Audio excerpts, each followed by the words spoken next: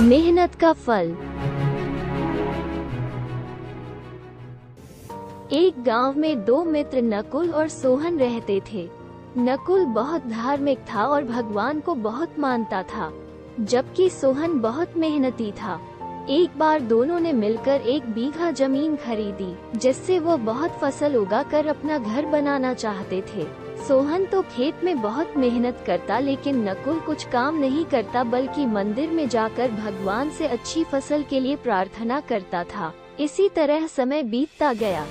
कुछ समय बाद खेत की फसल पककर तैयार हो गई, जिसको दोनों ने बाजार ले जाकर बेच दिया और उनको अच्छा पैसा मिला।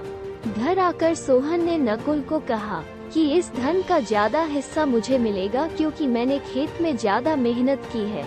ये बात सुनकर नकुल बोला, नहीं, धन का तुमसे ज्यादा हिस्सा मुझे मिलना चाहिए, क्योंकि मैंने भगवान से इसकी प्रार्थना की, तभी हमको अच्छी फसल हुई।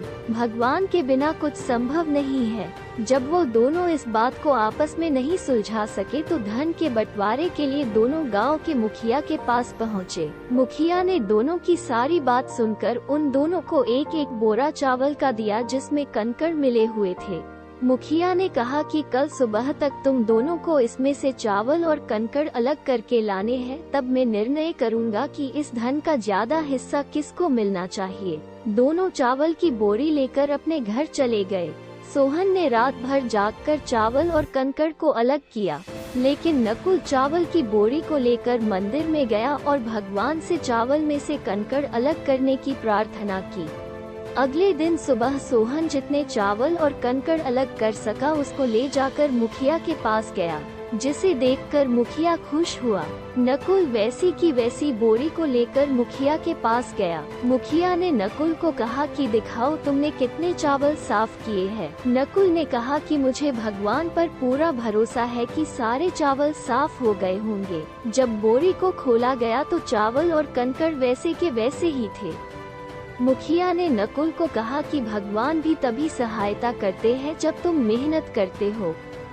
मुखिया ने धन का ज्यादा हिस्सा सोहन को दिया।